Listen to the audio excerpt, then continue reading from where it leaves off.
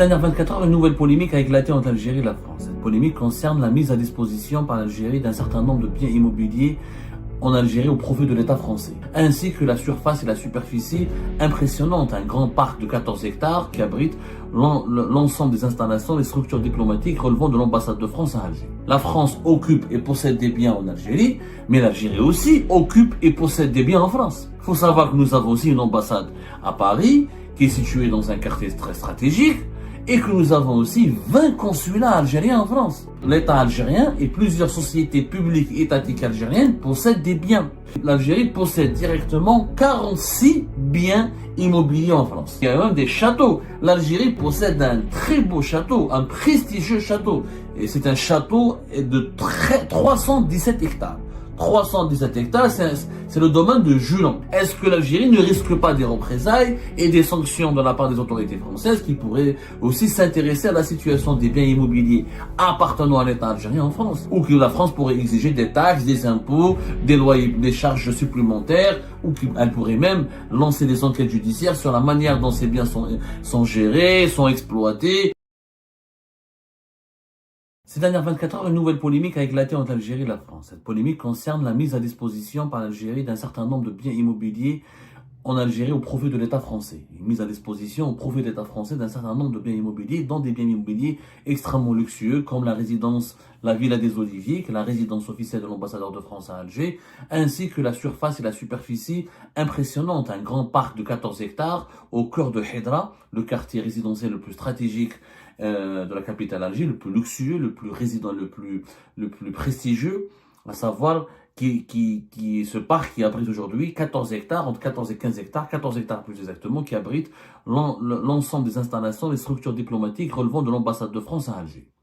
On a parlé, l'APS a révélé hier le 16 mars 2025 que l'État français occupe 61 biens immobiliers et souvent à des prix extrêmement bas, insignifiants.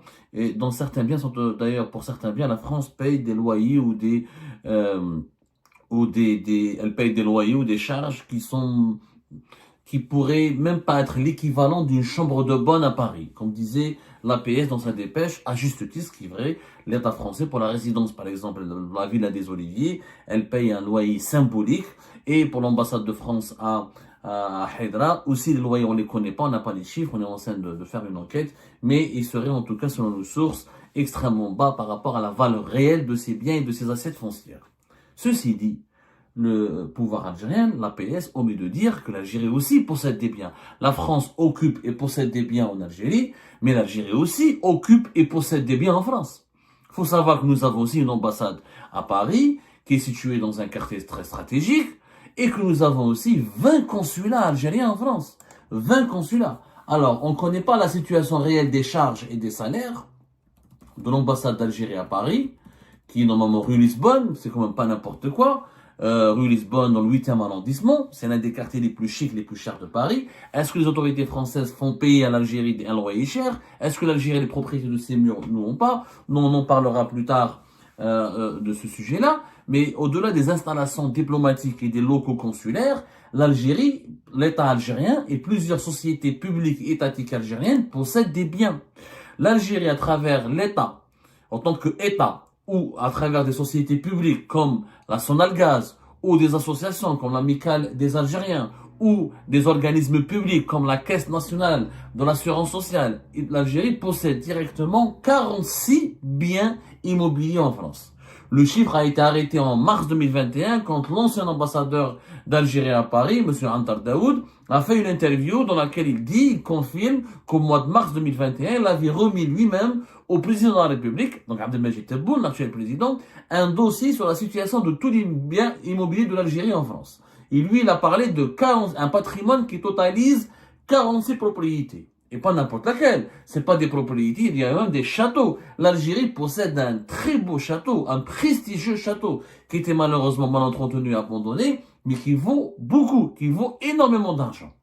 Alors, l'Algérie a des châteaux, elle a des bâtisses, elle a des domaines, elle a des appartements, elle a des propriétés, elle a des locaux. Donc, elle a énormément de biens immobiliers en France. Comme, 61 biens immobiliers occupés par l'État français en Algérie, 46 pour l'État algérien en France. il y a une situation pratiquement équivalente. Parce que la PS, elle dit qu'il n'y a pas eu d'avantage, il n'y a pas de réciprocité. Ah, je suis désolé, l'État français, l'État algérien plutôt possède en France des biens immobiliers. Est-ce que maintenant, est-ce que ces biens, est-ce qu'ils ont été cédés à des sommes symboliques? Est-ce qu'ils payent des loyers bas comme l'État français paierait en Algérie? Ça reste à vérifier effectivement. Mais en tout cas, on ne parle pas de location. L'Algérie est propriétaire. Parce que les 61 biens immobiliers que l'État français occupe, il les occupe pas en tant que propriétaire. On n'a pas les 61 biens immobiliers, l'État français n'est pas propriétaire de tous ces biens. La résidence, la villa des Oliviers à Alger, le Bière, c'est pas une propriété de l'État français. Les 14 hectares, c'est pas une propriété de l'ambassade de France à Alger, c'est pas une propriété de l'État français. Par contre, les 46 biens que l'Algérie possède en France, c'est la propriété de l'État algérien. Par exemple, il y a des appartements, et les appartements situés au boulevard de Strasbourg à Paris, qui appartenaient à l'amicale des Algériens en Europe. Et ces appartements, il y a au moins 2 appartements, un premier appartement qui vaut 1 million d'euros, un autre appartement qui vaut 1 700 000 euros, 1 700 000, presque 2 millions d'euros. Par exemple, l'Algérie voulait même les vendre cet appartement. Il y a une idée, il y a des appartements que possède l'Algérie qui sont loués à 2000 euros par mois. On parle d'un certain nombre de dirigeants algériens qui ont été propriétaires, qui ont été locataires et qui ont été logés dans ces appartements appartenant à l'État algérien sans rien payer. Ça, c'est un autre dossier dont on n'en parle jamais. Il y a des présidents, il y a des hauts responsables algériens qui ont habité, qui ont logé, qui ont été logés dans des appartements appartenant à l'État algérien. D'ailleurs, il y a une polémique qui a éclaté en 2016. En 2016, il y avait un ancien ministre des Affaires étrangères algérien, Mohamed Boudjaoui plus exactement, qui a occupé 2 appartements à Paris et qui appartenait au domaine de l'État algérien. Il a même essayé de revendre un de ces appartements. Il y a eu d'ailleurs un conflit judiciaire, etc. Et l'affaire a été médiatisée, mais pas énormément à l'époque. Et on avait trouvé un accord qui permettrait à Mohamed Boudjaoui de quitter l'un de ses appartements sans recourir à un conflit judiciaire ou sans passer par des indemnisations extrêmement fortes, extrêmement élevées pour l'État algérien. Mohamed Boudjaoui, ancien chef de la diplomatie algérienne, il habitait 2 appartements appartenant à l'État algérien. Il n'y a pas que lui. Après, il faut faire une enquête. Bien sûr, il y a des responsables du FLN, des anciens responsables du gouvernement algérien quand il venait en France, etc. Il habitait tout simplement des appartements et des logements appartenant à l'État algérien. À l'État algérien. Des responsables algériens depuis les années 80 qui ont occupé des logements qui appartenaient à l'État. Ils donnent, quelquefois, de certains pays un loyer modique, d'autres ils payaient même pas. Ils payaient même pas. Il y a des locaux, par exemple, l'Algérie est propriétaire de 6 d'anciens locaux diplomatiques et consulaires. Elle a aussi un bien qui relève de la Caisse nationale des travailleurs algériens, la Caisse nationale d'assurance sociale. La SAFEX en Algérie, elle possède la SAFEX, la société des Pamalites, la SAFEX qui s'occupe de la foire et des expositions, qui gère la foire qui gère la foire des pas maritimes. Elle est aussi propriétaire d'un certain nombre de biens immobiliers en France. C'est un patrimoine aussi important qui pourrait peut-être en cas de conflit diplomatique, etc., faire la SAFEX, c'est la Société algérienne des foires et des exportations. C'est elle qui organise la foire d'Alger, ou ce qu'on appelle le palais des expositions, t'as les pas maritimes. Voilà, le palais des expositions. La SAFEX possède des biens. Le bien le plus prestigieux de l'Algérie en France, ça reste un château qui est situé, dans la Bouches-du-Rhône entre Toulouse et dans le sud-est de la France. Et d'ailleurs, il est géré par le consulat d'Algérie, par le consulat général d'Algérie à Marseille. Il est situé dans le département Bouches-du-Rhône, c'est le département de Marseille. Il a été, et c'est un château de 317 hectares. 317 hectares, c'est le domaine de Julan. On parle ça s'appelle le domaine de Julan. Le domaine de Julan est un lieu historique, c'est un domaine historique. Il date du XVIIe siècle. Sa superficie, c'est 317 hectares. Il a une surface habitable de 7000 mètres carrés. C'est quand même énorme. C'est quand même énorme, 7000 mètres carrés. Ça, sa valeur, alors, il est situé dans une commune qui s'appelle Roquefort-la-Bédoule, dans le sud-est de la France. Il était la propriété de la Caisse d'allocation sociale de Constantine en 1959. Il a été utilisé par cette société pour accueillir des enfants pieds noirs en vacances. Et au moment de l'indépendance de l'Algérie, L'Algérie elle a acquis, elle a récupéré ce château parce qu'il est devenu l'Algérie. La caisse d'allocation sociale de Constantine n'existe plus. L'Algérie elle a créé la CNAS, la Caisse nationale d'assurance sociale. C'est un organisme qui a succédé aux anciennes caisses d'allocation sociale qui étaient à l'époque de la colonisation. À l'époque de la colonisation française, il y avait plusieurs organismes de caisses d'allocation sociale qui ont été nationalisés par l'État algérien et dont les actifs ont été récupérés par l'État algérien parce que l'Algérie est devenue indépendante. Et c'est comme ça que ce château est tombé dans le patrimoine de la CNAS. Ce château, il y a des chapelles, des dépendances, et c'est franchement un beau château avec d'énormes espaces verts, des jardins, et surtout un endroit, c'est un site historique. Et ce bien, il était estimé en 2015, plutôt en 2007. En 2007, ce bien était estimé à plus de 18 millions d'euros. Un rapport de la Cour des comptes de 2015 qui a donné ce chiffre-là. Et en 2021, l'ancien ambassadeur d'Algérie à Paris, M. Anta Daoud, il dit que ce domaine vaut entre 8 et 10 millions d'euros. Il a perdu de sa valeur. Pourquoi? Parce que l'État algérien ne l'a pas su l'exploiter comme il se doit. Il faut savoir que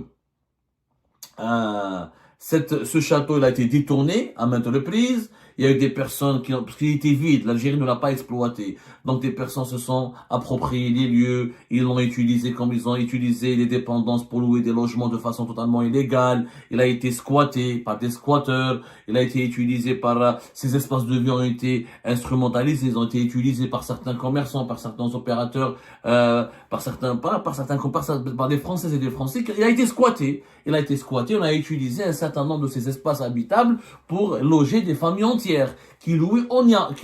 a été loué au noir. Et les squatteurs l'ont squatté, ensuite ils l'ont reloué, ils ont fait de la sous-location et ces espaces de vie ont été squattés. C'est devenu un business, d'ailleurs il y a une affaire de justice qui a été en 2008 tranchée par le tribunal de grande instance de Marseille. C'est le tribunal de grande instance de Marseille qui a officiellement rejeté la demande. Il y avait une association française à l'époque, il y avait une association locale là-bas qui voulait revendiquer la paternité officielle du domaine, qui voulait enlever ce domaine à l'Algérie, à l'État français. L'affaire a été portée devant la justice française parce que cette association française, elle a bien vu que ce château historique était en déperdition, il était abandonné. Donc la CNAS, à travers les autorités algériennes, il y avait une procédure judiciaire parce que l'Algérie voulait défendre ses droits de jouissance et ses titres de propriété sur ce château. Et en 2008, comme je vous disais, le tribunal de grande instance de Marseille a officiellement rejeté la demande de l'association française et il a confirmé que le bien appartenait à l'institution algérienne, qui est la CNAS. Donc il y avait une longue bataille juridique qui a duré plusieurs années et qui a bloqué la rénovation de ce château. Depuis 2000, normalement, il y a eu des efforts ensuite pour rénover ce château. Malheureusement, il n'a jamais été rénové, bien traité comme il se doit. Et pourtant, un rapport de la Cour des comptes nous expliquait qu'en 2007, alors qu'il valait 18 millions d'euros, le consulat général de Marseille, il devait dépenser normalement rien qu'en frais de gardiennage plus de 70 000 euros par an. Parce qu'il fallait, quand l'Algérie avait gagné la bataille judiciaire en 2008, il fallait que l'Algérie récupère ce château, il fallait que le protéger, etc., mettre des gardiens pour empêcher que des squatteurs reviennent et le squattent à nouveau et fassent de la sous-location ou essaient de le relouer, etc. Donc, il était important pour l'État algérien de conseiller de protéger, parce que on a en France malheureusement quand un bien il est vacant, c'est les vacants et les squatteurs en France c'est très difficile de les expulser, ils ont la trêve hivernale, ensuite pour expulser des familles ou des personnes, surtout s'ils ont des enfants à charge, c'est compliqué, il faut passer par des procédures judiciaires qui sont longues et qui sont coûteuses. Et l'Algérie a dépensé pas mal d'argent pour essayer de protéger, d'entretenir ce château. Mais n'a jamais essayé de le rentabiliser. Un rapport de la Cour des comptes, il dit que les frais de gestion pour la période de 1999 à 2010 s'élèvent à 113 000 euros. 113 000 euros. Qui ont été dépensés, alors que le château a connu des dégradations et des délabrements avancés. Il n'y a pas que lui, hein. Il y a plusieurs autres biens immobiliers que l'Algérie possède et qui ont été malheureusement abandonnés, mal gérés. Il s'agit de biens immobiliers aussi, donc qui se trouvent à Marseille, ou là à Paris, ou là dans d'autres villes françaises. 46, on les a pas tous énumérés, mais on pourrait les énumérer à juste titre dans une autre émission qu'on pourrait lui consacrer. En tout cas, l'Algérie, elle a énormément de biens aussi en France. Donc il n'y a pas que la France qui possède des biens, il n'y a pas que l'État français qui possède des biens en Algérie. Ça, c'était important de le dire et de le souligner. Maintenant, que deviendront les biens de l'État algérien en France en cas d'un conflit diplomatique, en cas de mesure, par exemple, en cas de mesure de rétorsion ou de sanction contre les biens immobiliers de l'État algérien, de l'État français en Algérie. En clair, si les autorités algériennes essayent de déposséder ou d'enlever ou de déloger les autorités françaises d'un certain nombre de leurs biens immobiliers, est-ce que l'Algérie ne risque pas des représailles et des sanctions de la part des autorités françaises qui pourraient aussi s'intéresser à la situation des biens immobiliers appartenant à l'État algérien en France? Et qui pourrait lancer des procédures judiciaires pour aussi, ou que la France pourrait exiger des taxes, des impôts, des loyers, des charges supplémentaires, ou qu'elle pourrait même lancer des enquêtes judiciaires sur la manière dont ces biens sont gérés, sont exploités, et ça pourrait emmerder énormément les autorités algériennes. Donc la France aussi, elle a des atouts à faire valoir dans le cadre d'un bras de fer. C'est pour ça que l'idéal était d'arrêter le chantage, d'arrêter la menace, de cesser ce bras de fer, que les relations conflictuelles cèdent la place à des relations rationnelles. Les intérêts de l'Algérie en France sont puissants et les intérêts de la France en Algérie sont puissants. Un dialogue constructif, un compromis à l'amiable permettrait à l'Algérie et à la France de conserver leurs intérêts et de protéger leurs intérêts. L'Algérie quand même, si on totalise, c'est plusieurs dizaines de millions d'euros, c'est bien immobilier en France. Donc, elle a aussi un patrimoine important qu'elle doit se préserver, qui pourrait être sanctionné, qui pourrait être saisi, qui pourrait être gelé, qui pourrait être menacé en cas d'un conflit ou de rupture des relations diplomatiques et politiques avec la France.